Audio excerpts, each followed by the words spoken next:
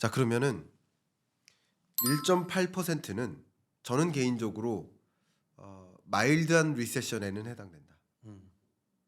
그러니까 이제 경기 침체 정의를 가져가는 게 분분한데 저는 잠재 성장률을 기준으로 그 연간 기준 잠재 성장률이 잠재 성장률을 밑돈다면 실질 성장률이 네. 그러면 리세션에 해당되긴 한다. 네. 그러나 그 정도가 크지는 않으니까 마일드한 리세션, 어쩌면 소프트 랜딩에 해당된다. 네. 이렇게 좀 평가를 하고 있거든요. 네.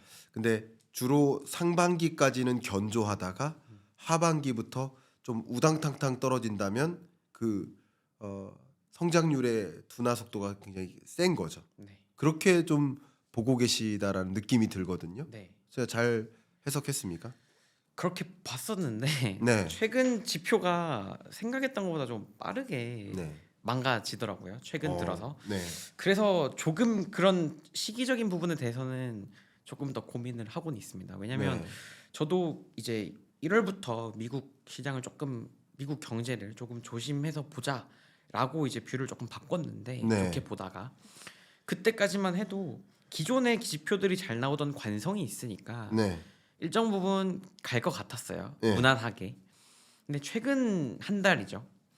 우리가 최근 한 달에 확인했던 지표들이 조금 생각보다 빠르게 망가지다 보니까 네. 그 시나리오에 대해서는 조금 수정이 필요한데 조금 고민을 하고 있습니다. 그렇군요. 네. 그러면 제가 이 질문 드릴게요. 미국 경제가 이제 균열을 일으키고 있다. 이렇게 설명하셨어요. 네. 어떤 것들을 보시면서 균열이 일어나고 있다라고 보셨는지 궁금합니다. 아까 이제 그 실질 임금 말씀드렸는데 네. 이번 사이클에서 실질 가처분 소득이 바닥을 찍고 반등하는 타이밍과 예. 미시간 소비자 심리 지수 반등하는 타이밍이 일치했거든요. 네. 22년 중순이었습니다.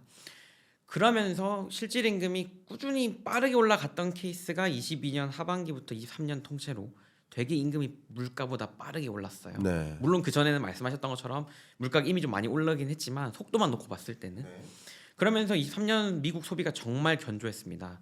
이례적으로 미국 소비가 되게 강했었는데 그 타임 그 실질 임금이 조금씩 마이너스를 기록하는 게 작년 4분기, 작년 하반기였고요. 네.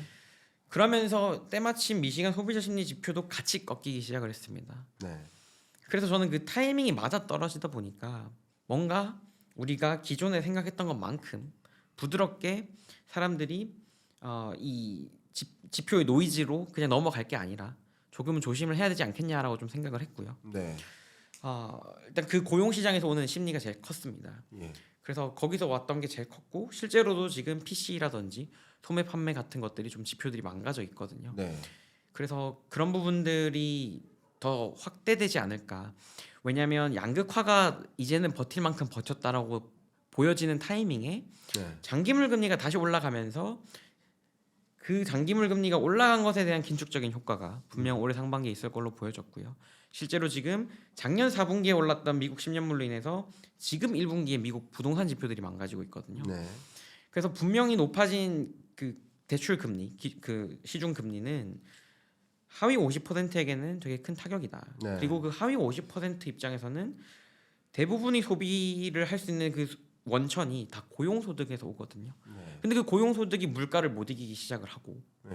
그리고 하위 50%가 종사하는 섹터에서는 공급은 느는데 하위 50%가 종사하는 섹터의 고용 수요는 빠르게 망가지고 있습니다. 코로나 이전보다 낮거나 코로나 이전 수준까지 빠르게 내려왔어요. 절대적인 잡 오프닝이라고 하죠. 구인 네. 일자리 수가. 네. 그래서 겉으로 보기에는 고용 시장이 좋아 보이는데 아까 말씀드렸던 그 실질 임금과 하위 계층이 종사하는 섹터에서의 수요수나 그리고 하위 계층 같은 경우는 이민자들이 이미 많이 들어와 있기 때문에 거기서 오는 공급 과잉. 그러니까 과거에는 수요가 과했고 공급이 적어서 고용 시장이 뜨거워졌다면 이제는 하위 50%에게는 그 반대로 수급이 형성이 되어 있지 않나라고 좀 보여졌고요. 그래서 그런 것들이 점점 확대될 것 같다라는 아이디어를 던진 정도였습니다. 1월 달에는. 네. 근데 그런 부분들이 지금 우리가 최근 들어서 지표들을 볼 때 네. 조금씩 크게 망가지고 있거든요.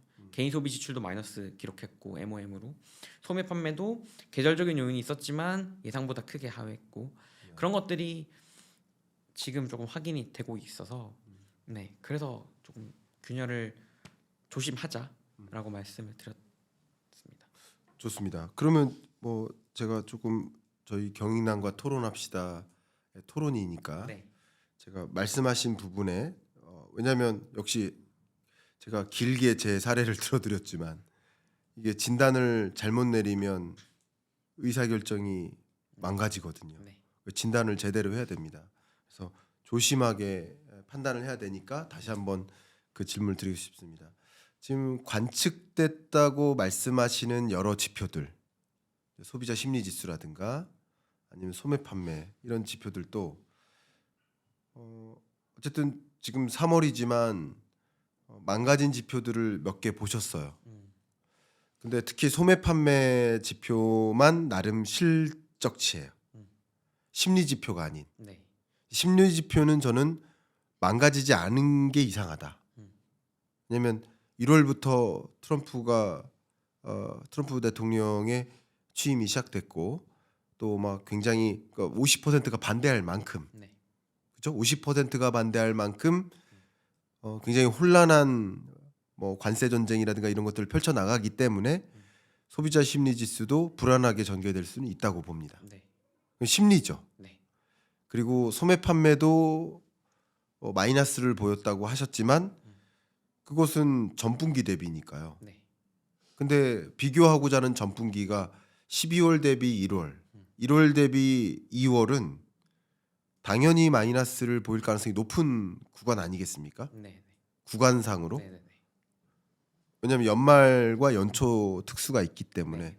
그래서 그 지표만으로 균열을 보이고 있다라고 하기엔 좀 한계가 있지 않나. 음, 혹시 이 부분 여쭤보고 네. 싶습니다. 그 고용 지표에 있어서 네. 실업률이 작년 여름보다 지금 조금 더 낮아요. 네. 실업률이 지금 이제 뭐 인구 조정이 좀 있긴 있었지만 그렇죠. 어쨌든 실업률이 다시 내려왔죠. 저는 실업률이 내려가는 과정이 예. 그렇게까지 질적으로 좋아지지 않았다라고 평가를 하거든요. 네. 왜 그러냐면 실업자가 구직 활동을 안 하면 비경제 활동 인구가 됩니다. 네. 그 사람들이 대부분 다 실망 실업자 내지는 한계 실업자라고 이제 우리가 분류를 하는데 네. 쉽게 말해서 지난 1년 동안 구직 활동을 했지만 그리고 일자리를 원하지만 최근 한 달 동안 구직 활동을 안 했다라는 이유로 통계상에서 실업자가 아니게 되는 사람들이 늘어나고 있고요. 그러다 보니까 실업률이라는 것은 사실 실업자가 사라지면 떨어지는 지표이기도 하죠. 동시에. 네. 그러다 보니까 저는 그 영향이 조금 컸다라고 보여지고요. 그래서 헤드라인 실업률이 내용적으로 작년 여름에 비해서 작년 끝자락 11월, 12월 지표가 조금 더 망가졌다라고 저는 판단을 하고요. 대표적으로 고용률도 좀 중요하다라고 보는데 전체 인구에서 취업자의 수의 비율인데 전체 인구 대비 취업자의 수가 더 늘진 않았거든요. 더 늘지 않았는데 실업률은 떨어졌습니다. 그 뜻은 결국은 실업자가 빠졌다라는 뜻이거든요. 그래서 그런 지표들이 헤드라인 지표가 캐치 못하는 부분들이 조금 있다라고 보여지고요. 특히 실업률 같은 경우는 비율의 데이터니까 그 비율이 어떤 요인으로 늘었고 줄었는지를 봐야 되는데 작년 여름까지 실업률이 올라갈 때는 경제활동 참가율이 증가하면서 늘었습니다. 네. 쉽게 말해서 일을 하고 싶은 사람이 늘어나면서 실업률이 좀 올랐어요. 근데 작년 4Q는 그렇진 않았거든요. 거기서부터 저는 조금씩 톤을 바꿨습니다. 톤을 바꿨고 그리고 아까도 말씀하셨지만 그런 한 달치 소비 지표를 가지고 균열을 확신을 하진 않거든요. 네. 다만 이런 고용 시장이 겉으로 보이는 것보다 더 좋아졌다라고 하지만 그러기에는 질적으로 더 많이 망가진 게 아닌가라고 봐서 우리가 겉으로 보이는 것보다는 더 걱정을 해야 된다라고 좀 톤을 올렸던 거고. 네. 네. 말씀 감사합니다. 그 논리도 저 충분히 공감이 되는 부분이에요. 근데 말씀하셨던 것처럼 이제 고용률이라는 그 지표는 이제 생산 연령 인구 전체에서 그 중에서 이제 취업자가 차지하는 비중이니까 네. 이건 뭐 떨어지지 않고 유지됐어요.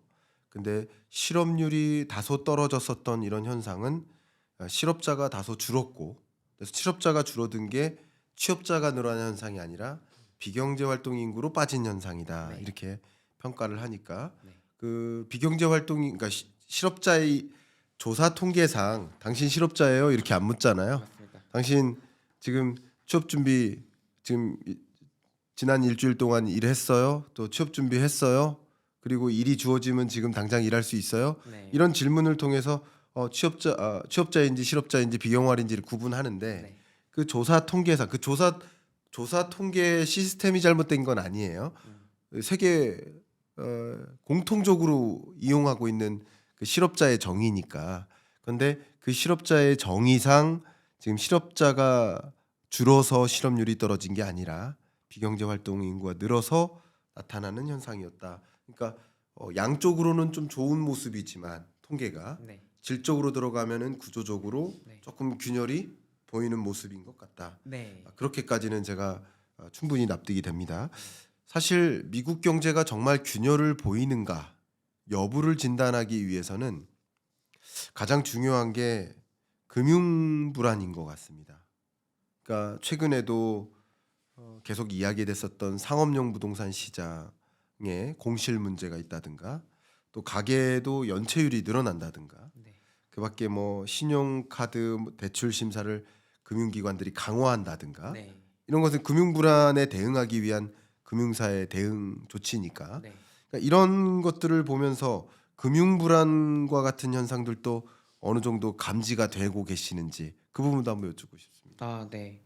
그 말씀해 주셨으니까 그 신용카드 연체율이 지금 빠르게 늘어나고 있고요. 네, 그리고 명목으로 연체되는 금액도 물가 상승분 감안해도 코로나 이전 레벨에 거의 비슷하게 붙어 있습니다. 네, 어, 연체율 같은 경우는 저는 개인적으로 경제 전반이 흔들린다라는 시그널보다도 양극화의 관점에서 하위 계층이 힘들어한다라고 좀 생각을 합니다. 왜냐하면 오버롤 데이터는 좋으니까요. 네, 근데 말씀해 주셨던 것처럼 하위 계층의 신용카드 연체율을 튀고 있고 그리고 그 파산 건수도 늘어나고 있고 그래서 충분히 아랫단에서는 계속 노이즈를 내고 있어요. 네. 하지만 오버롤로는 상위 50%가 소비를 너무 잘해주니까 괜찮아 보이는 건데 언제까지 하위 50%를 두고 갈 거냐.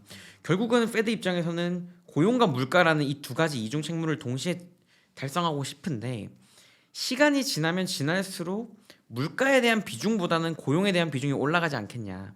지금 고용 시장의 전개를 봤을 때 그리고 네. 말씀해 주셨던 그런 하위 50%들이 보여주는 금융기관들의 반응 같은 것들을 감안해 봤을 때 네. 그래서 시장이 보는 한두 번의 금리 인하보다는 더 많이 해야 되지 않겠냐라고 봤던 거고요.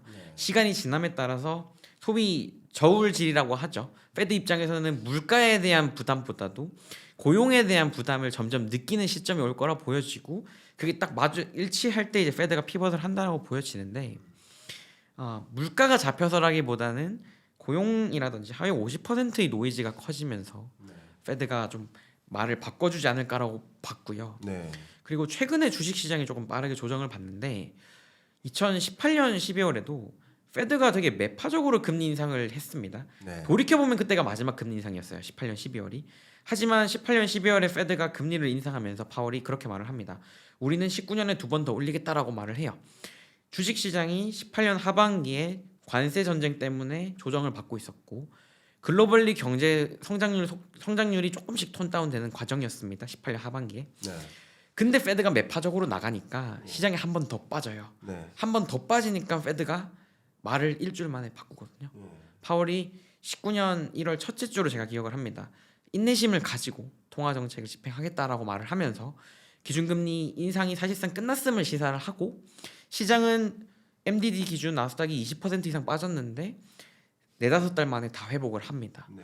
그래서 그런 거를 보면 페드도 분명히 시장의 조정이 크거나 혹은 고용지표의 균열이 커지면 분명히 지금처럼 매파적으로 나갈 수는 없을 거다라고 봐서 기존에도 전망치를 좀 금리 인하 횟수를 좀 더 많이 봐야 된다라고 좀 말씀을 드려왔습니다. 그렇군요. 네, 그러니까 어쨌든 지금 말씀하신 것처럼 연체율이 는다든가 네, 전체 평균 지표상으로는 뭐 큰 문제가 없어 보이지만 어느 정도의 균열을 나타내는 그런 부분들이 분명히 있어 보이니 네, 그것을 감안해서라도 연준은 금리 인하를 추가적으로 단행할 여지가 있어 보인다. 네, 이런 의견을 주신 것 같습니다. 네, 자, 그러면 굉장히 중요한 포인트가 여기서 금리 인하에 대한 연준의 스탠스가 바뀔 수 있다라는 거예요.